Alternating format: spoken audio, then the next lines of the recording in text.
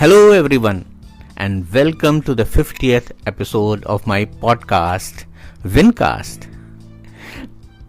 Around an year ago, what started off just as a passion of storytelling and sharing my views has now reached 50 episodes.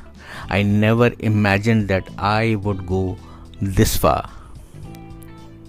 So, for this special episode, I have invited somebody who can give me a very honest and a brutal feedback about the performance of the podcast, about the performance as a whole, as to how am I doing. And for this, I have none other than my son, Arav, who has agreed to be the first guest of Wincast. Welcome, Arav. Hi, Papa. So, how are you doing and what's happening in your life these days? Nothing much. School is going on as usual. I've been reading Lord of the Rings recently. Oh, I've also am doing a part in the drama for my annual concert. I'll be playing King Hammurabi of Babylon. Wonderful. Can you say something in detail or some more light on this character? Well, King Hammurabi was the first king. Sorry, I forgot. King Hammurabi was the first king of the Amorite dynasty of Babylon. He ruled for over decades, and in fact, he's most popularly known for his law code, Hammurabi's Law, from which the popular saying "an eye for an eye" comes from. Wonderful. This seems to be very, very interesting. Okay. So let's ask something else from you.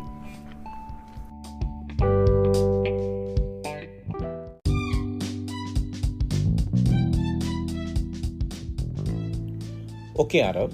So, I am always very curious about all the talks that go on between the generation gap. Now, do you really feel that my generation does not understand you well? And generally, what should we do to know you better? Well, it's not that your generation does not understand my generation well. Some of them quite do understand us, but the thing is, there's a different mindset between our generation. There's a generation gap, as they say. Our for example, my generation is Gen Z. Gen Z tend to be more technologically savvy, more willing to explore unconventional job, while your generation, Gen X, are said to be more cynical, more hardworking, more hard work ethics, and what's the word? They don't tend to risk a lot, while Gen Z, we are more technologically savvy. We try to embrace new things more. There's that.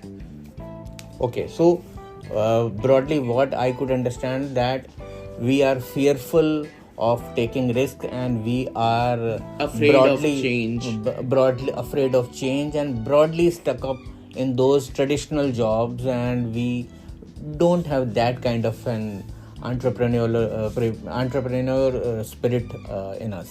Yes, but traditional jobs are not bad. Like, not taking risk, it's not bad, but because of this, there's a different mindset.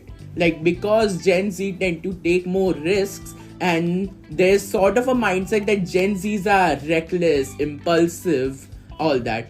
It's not bad that you don't take risk and you work traditional jobs. It's good because people do need traditional jobs, but because of this mindset, both generations tend to view each other as Gen Z view your generation and baby boomers as old-fashioned, stuck to their old world, not willing to embrace change, while your generation tend to view Gen Z as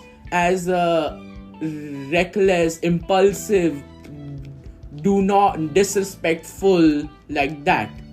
And which is not the case. Yes, which is not the case. There's just a different mindset between them. While obviously there are a few people from each generation who are exactly these, stuck to their ways, refusing to embrace change, thinking bad of each other, but still they are only a few, a minority. Okay, am I in that few? Am I an exception? Do you think so? Yes, but I was considering like all of my friends and Didi's friends have from what we know about their parents, you and mama tend to be more progressive in like terms of things. Wonderful. Thank you so much. Thank you so much for having that confidence in us.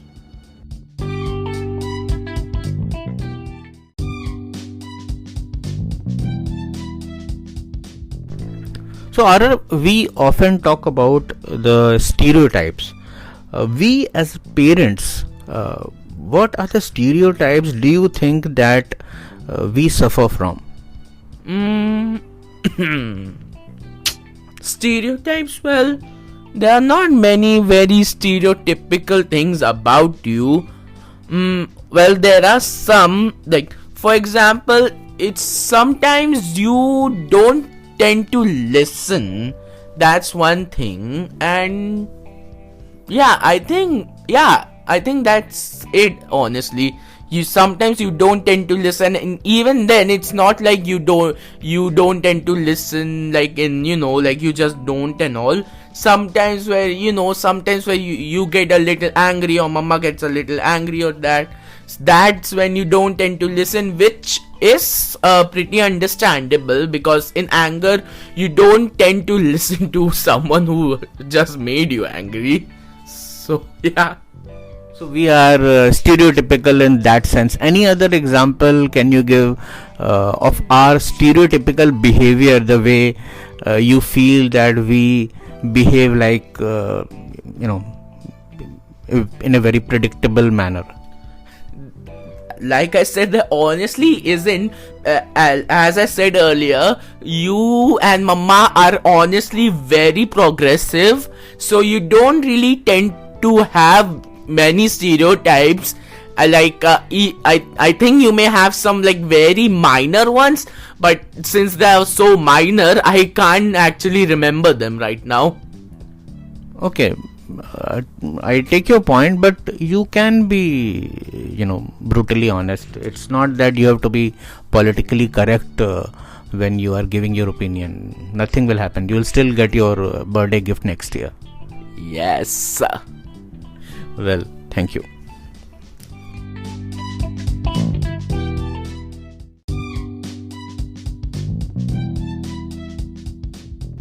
So, Arav, I take your point when you talk about the generation gap and the stereotypes. Given these two things, do you think that there are certain things that I can learn from you so that I can understand you better, I can know you better? Well, I can say you can try to be a little open-minded. I mean, you are very open-minded, but sometimes even though like at some sites I have gone, even though I have told you that they are very secure sites, you and mama are still like, don't go to sites and all. Like, oh well, no, that's not open-mindedness actually, that's more of trust thing. So that's what I'm saying, try to trust me a little more. And another thing, sometimes, like, this is not something you can learn, this is just in general flaw I want to tell you so that you can improve. Sometimes when you get angry, you get so angry that you don't tend to listen. You are honestly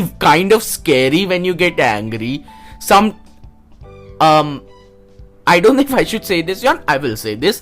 One time you were so angry, you just started like hitting your head, like dhar dhar dhar dhar, and like mom. And also, mama could honestly do the same. Like you two tend to get, when you're angry, you two don't calm down easily.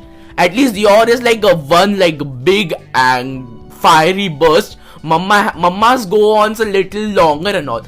The thing is, when mama is angry, she tends to get very mean. Like she tends to say things that hurt a lot. For I don't want to say any examples, but still, she tends to stay angry a little more.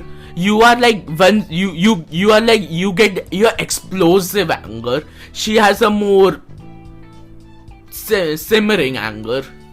So we need to be much more trusting and much more patient with you, and I should really work on my anger quotient. Yeah. And just one thing, do you think that my anger has increased over a period of time, or it has reduced over a period of time? Hard to say. You don't tend.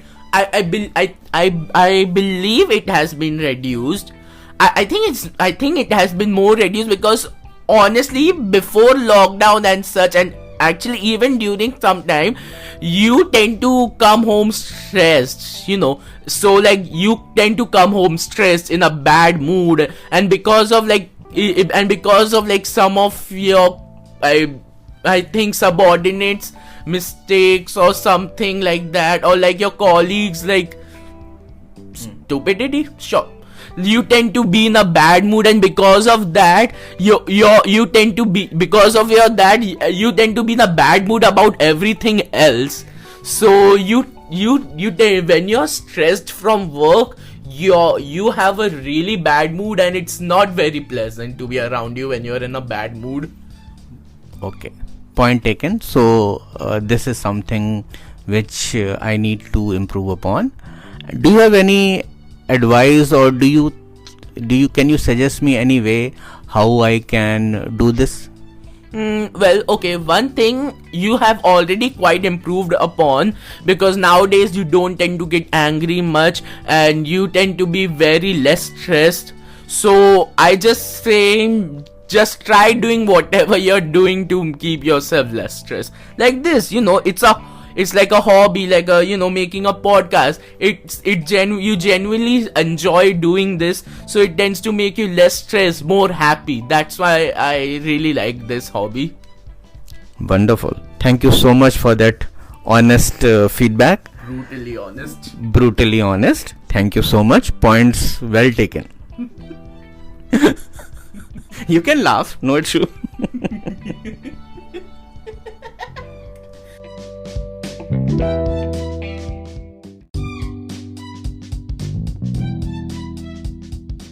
There's one thing which every parent talks about is studies, and that is one point of friction between, so to say, the two generations, and it's always like study more so that you can do well in the exams, and we have been talking a lot about it.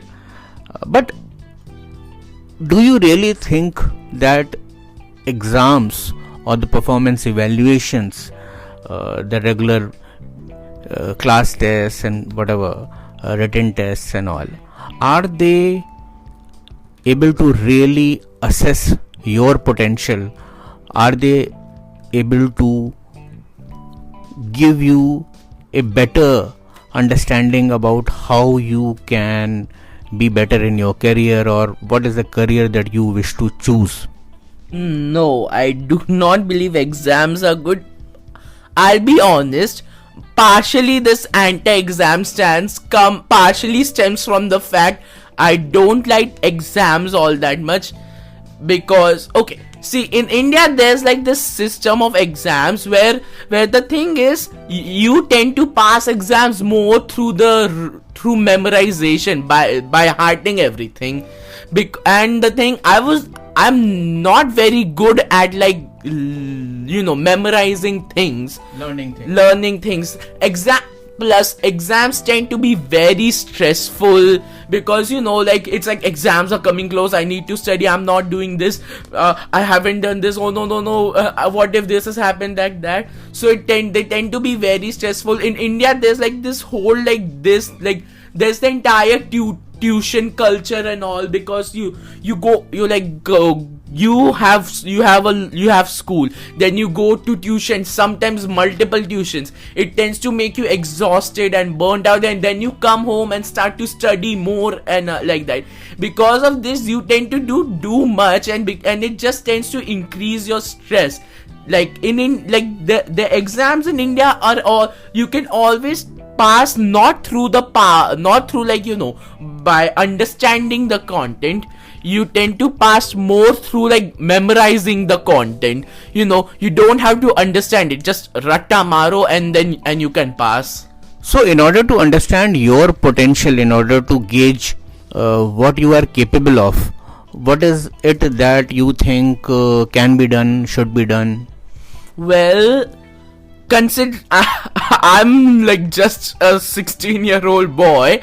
I don't really think I can say anything that would be like a proper method. From what I feel, there are tests every week in my school. So I feel like the final exam could be like a part of it all, and every month, whatever you have done in that month, the last day of month, you can have a big a monthly test, not annual exams, just weekly and monthly exams, and using all those marks you can have your final grades. Obviously, since I have no idea how all of the education works and all, there may be some very big faults in this, but what do I know about all that? So why do you hate writing or written exams? That is one thing which I want to know. I don't hate written exams. You do, Arav, you do. Come on, let's be honest. I am being honest. I don't. Just because you and Mama think I do doesn't mean I do. Okay. It's just that's the thing. I tend to write things on the point, man. I don't do law. That's why I tend to struggle with long answers, but I do very well in short answers, because in short answers you have to write one thing, it's on the point. In long answers you have to write things in English literature.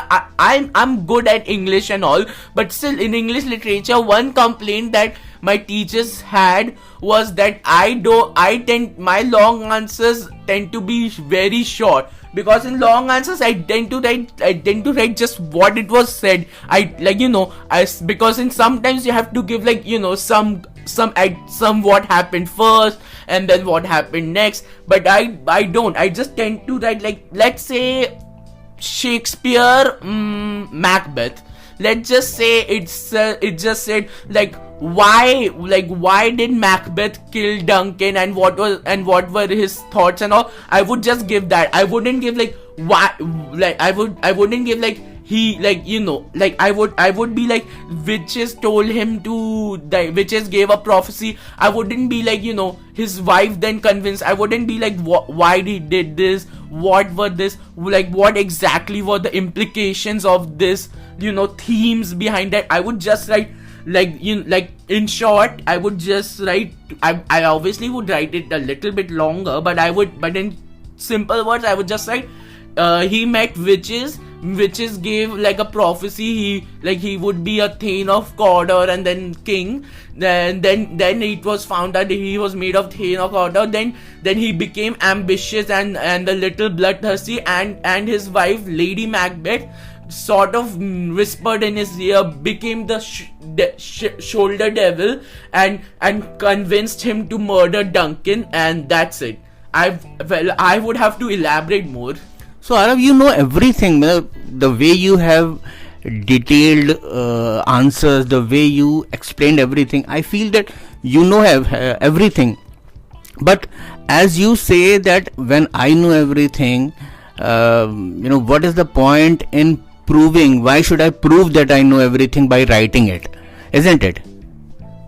I said that? Yeah. I do not remember that at all. I think once you said that, to your ma'am that, ma'am, I know everything. Why should I write to prove you that I know? Well, I don't remember that, and even if I did, it might have been a joke, maybe. Okay. I don't know. Okay, I don't know. Hey. Poke. Poke. Chalo. Poke. Okay. Poke.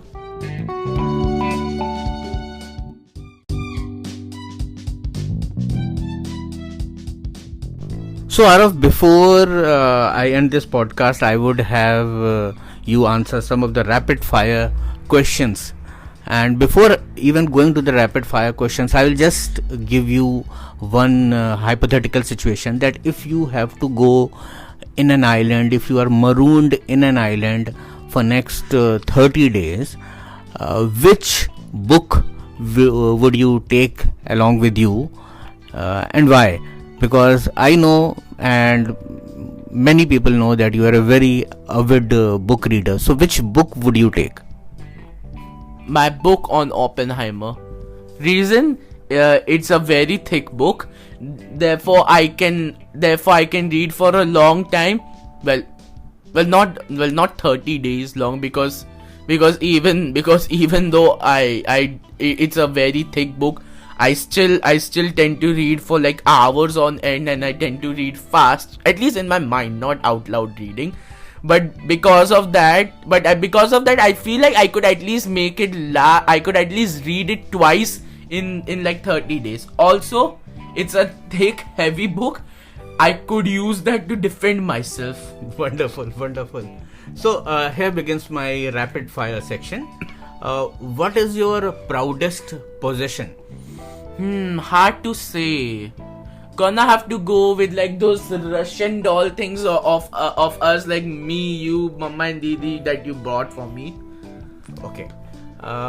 What is your earliest memory? My earliest memory was like, I believe this was like when we have shifted 2 times. Like first we are in Satyam, then Navdurga, Bhima Shankar. Our earliest memory was of Safal Park, and I remember it was evening and I was staring out of window for some reason, and then either you or Mama called me, like said Arav, and then I turned and ran to the room. That is my earliest memory. Okay. Which foreign city you wish to visit? Rome. Why? I just want to, because I tend to like as you know, as all of my family knows, I'm a huge mythology nerd.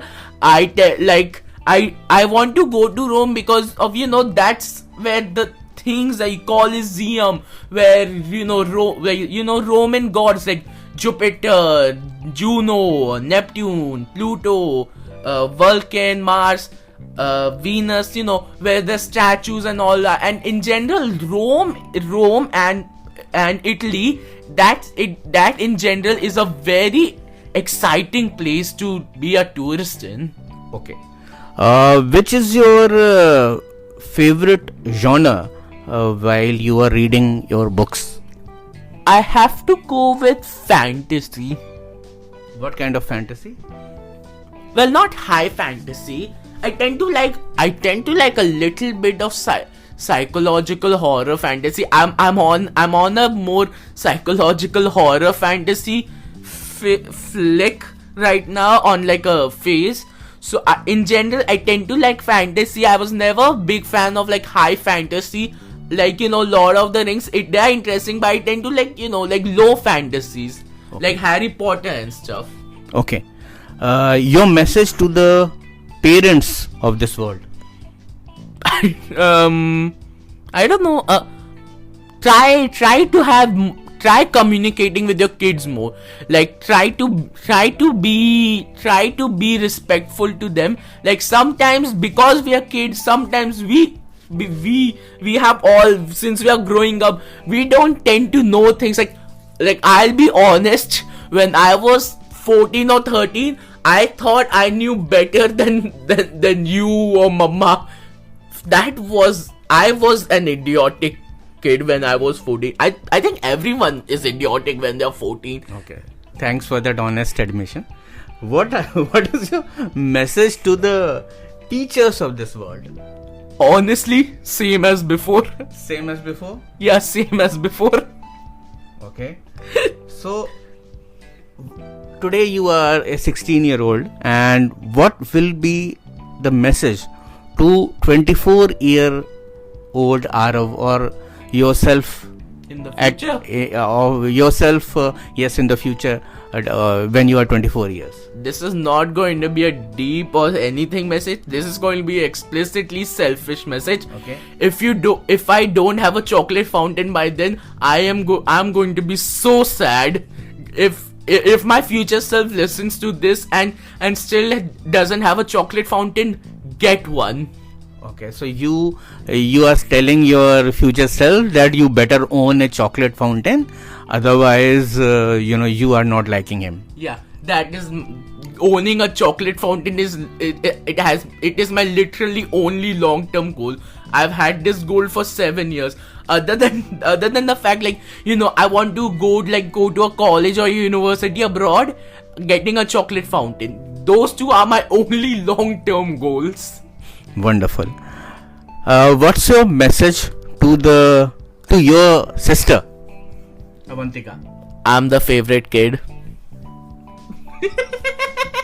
No, what's your message to you? What kind of message is this? What is your message to your sister? I don't know. You are her favorite kid. No, I am yours and Mama's favorite kid. Oh, wonderful. And the last question, whom do you love more, me or your mother? Mama.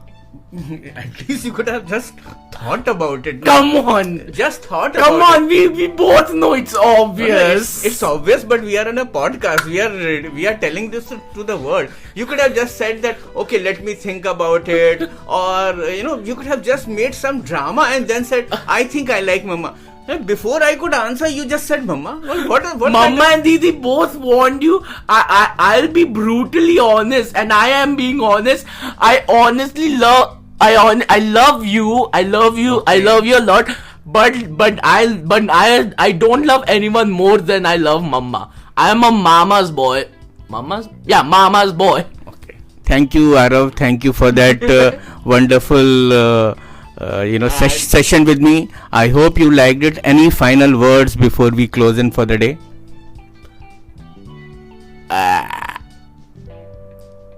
I like pizza. Yes, that's my final word. I like pizza. Okay. So, pizza boy, Mama's boy, Arav, thank you so much for being in my podcast. A laughter riot is going on here. So, I am closing down my podcast. Thank you so much, everyone, for listening to me. Bye.